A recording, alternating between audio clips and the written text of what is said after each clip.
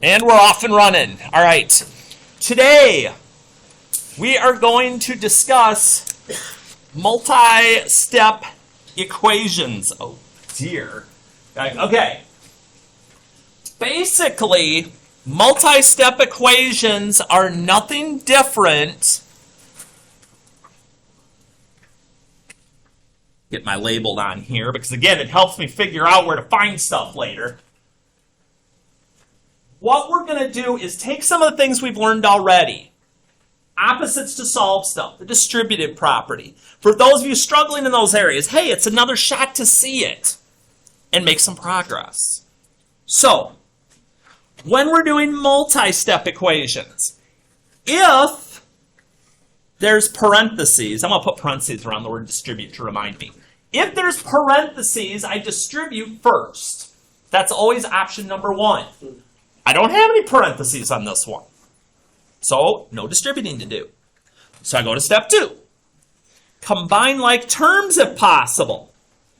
Okay, one thing with like terms. Like terms are always on the same side of the equals. If they're on opposite sides, they're not like terms quite at that point. So, this one, we have like terms. These two x terms are both on the same side. Now, here's where I gotta have a little bit of caution, though. Just because we're combining doesn't mean we're getting bigger. And it's not a shameful thing to be like, okay, so that's -8, and that's +5. To go ahead and put that into the calculator if I need some help. Okay, so I got my like terms together. These are not like terms. They're on the same side of the equals. Finally, solve the equation. Okay, so here, my job, if I'm solving, is to get the x part by itself. What's the opposite of plus and 1 to something? There you go, -1. And if we need a reminder of that, maybe opposites are still an issue. So let's do this.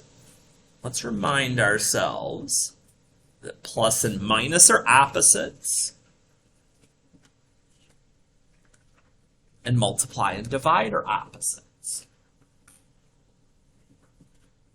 So we've got one, maybe tricky, maybe not, step to go. Because you look at that first, you're like, oh, wait, that's minus. But is it? The minus isn't between my 3 and my x, so this is actually times. What's the opposite of multiplying something?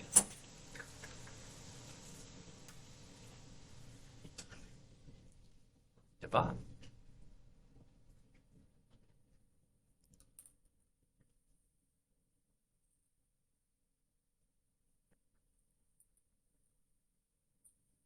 If I take my time and work step by step, yes, it was several steps, but I can get there, especially when a lot of these are going to set up similarly. Now, number 2, again, step by step. Distributing, yes, there is distributing this time. Whatever is on the outside, we are going to, again, distribute. Means multiply. So we're going to multiply -2 times 3 is -6. Don't lose your x. Oh, and here we got to be careful. -2 and -6. What's negative times negative going to be? Positive. And if you're not sure, again, there's nothing wrong with typing that in the calculator and getting some help. So we did our distributing.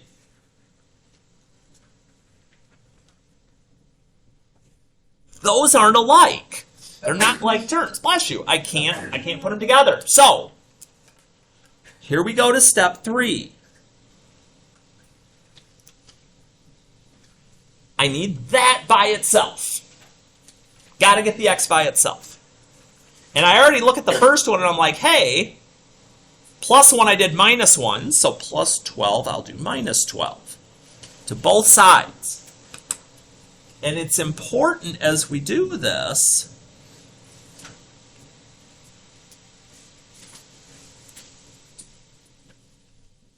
gotta always go to both sides with anything that we're gonna do. And again, we get some help from the other one. So even one example to the next can help us out. You're like, okay, well here I divided by that number, so I guess I'm gonna do that again here. Because negative divided by negative, okay. 30 divided by negative 6, positive divided by negative is negative. 30 divided by 6 is 5. And again, don't worry if you end up having to use the calculator. Okay, now we get the big kahuna. Holy moly. We're going to get to do all the things this time. Again, I'm going to keep looking back at my other two, though. So I'm like, okay, distribute, yes, we got parentheses. Always got to be to both. That's why I like to draw the arrows, so it reminds me, hey, I got to do it 2 times here.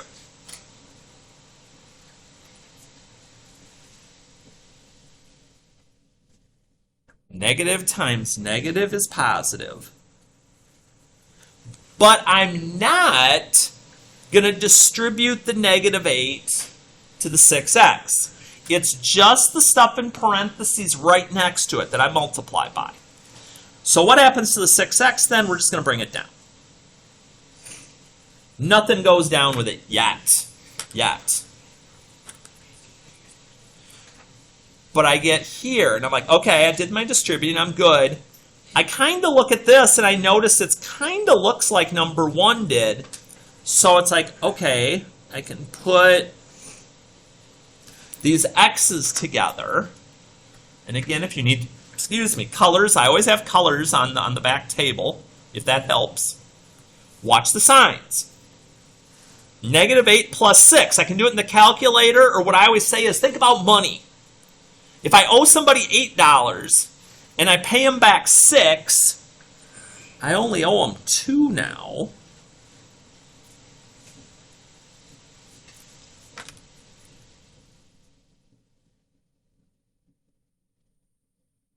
And now we're back to the 2-step equations that by the end of this unit we're going to be experts at because we've seen them so much.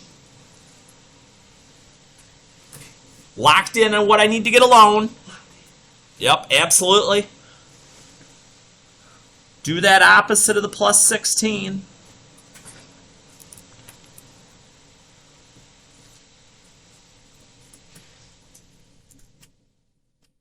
And it kind of you start to think here, does it mean I'm going to divide by negative every single time? No. Sometimes it'll be a positive that you divide by. It just so happens that this time we got negatives on all of them. So, here's how we're going to play this today and into the future as well. Is, again, leave this out. Most of the problems you see in here are going to be directly coming from one of the examples that we see. So, in the practice packet, which again, I'm going to label. Why am I going to label this stuff with dates again? Because now if I go back later, there it is. Because then I can look and I can say, hey, I'm stuck on this assignment. Where do I find the help? And it's right there. So that's absolutely right. And so now that I'm over here on the practice, I start to look and I'm like, okay, I'm going to try and use these and do kind of like what Hardy was mentioning. So just as for an example, okay? When I'm looking at these first 4 problems, I notice there's multiple x's on all of them. I want to do number 2 with you here in a sec. But these are all like example number 1. You have a direct example to help you on all 4 of those. And so maybe as you start getting into the practice now, you maybe do that first. We kind of look a little further and we're like, well, wait, when I get to the next 4, I see parentheses on all of them. That kind of looks like example number 2. So I have that confidence that, okay, I've got something I can look at that I know is going to be similar to this. Let's look ahead a little more. I'm still going to come back and help. But just kind of learning the strategy of dealing with what we do in here. And so I get to the back, and now I see parentheses and other X stuff. So these, oops, if I'm on the screen, I've got that once we're through this, absolutely. So you're like, okay, I've got that stuff. Then you kind of peek, you're like, oh, crud. Here comes that review stuff again. Why does he do this review stuff all the time? Because it doesn't go away. And so if I've been keeping my notes, I can find this stuff because I can go back and I'm like, wait a minute. Now, I've even got something for those of you that are like, oh, well, I haven't necessarily been doing my notes as I go. It happens. It happens to all of us now and then. So if I'm going back and I'm like, evaluate. Oh, here's the very first day. Here's how I plug the numbers in and get the answers. This is one of those things, if you just got your notes back and you want these other notes moving ahead as you're doing stuff, that I'll show you here shortly again how you can go back onto my classroom and get those and then have all that. And it'll help you still.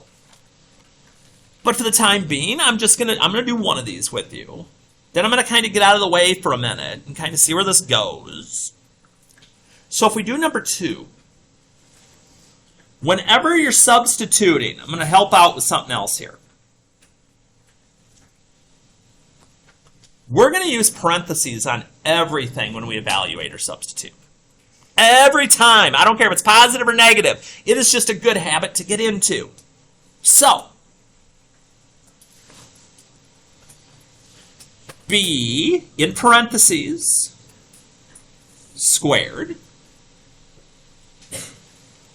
minus A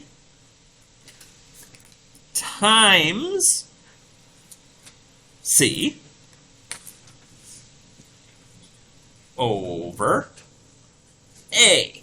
Now, before we rush in, I want to make sure of something. When you see these, you want to do them one part at a time. I don't want to try to put this whole thing in my calculator. So if I need some assistance, so I got my parentheses and my -4. If you need squared, it's right here. Just kitty corner from 7. There it is. There's my little exponent. Minus 2 times 6. Okay? I'm going to let my calculator do the heavy lifting. So that's 4. Over 2. Look how reduced that got, how simplified that got already. And 4 divided by 2 is 2. You can. You've got this under control.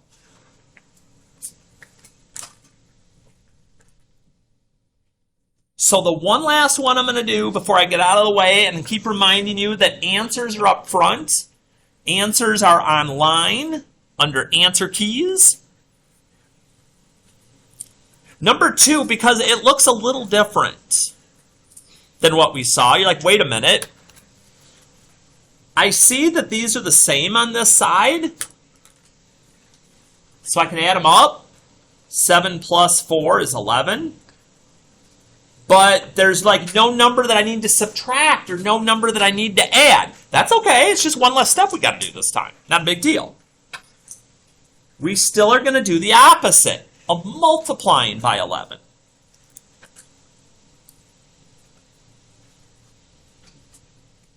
and get to my answer. So, one quick thing, if you're locked in on that, you've got all your notes, jump in right away. If you're like, okay, Hardy, I just got this note packet, I'm going to have to go back and do some things. You have a couple of options. Either you can ask somebody near you if you can borrow theirs to be able to copy, or here's another option. See, I like getting options out there. You can jump into classwork, okay? And if you're missing a particular section here, oh, I clicked the wrong one. Try again, Hardy. I want to go back to the beginning. Hang on a second. There we go. So here, you see how it says, let me do this quick, 1.1 right there? There's 1.1. You don't have to watch the whole lesson. You can just get to a point, pause me, and be able to write it down. And then you just keep going. You're like, oh, there's 1.2. Oh, 1.2 is right here. So all you need to do again in Classroom is go to Classwork, and you've got everything there that you need. And there's the answer keys to boot. So you've got what it takes.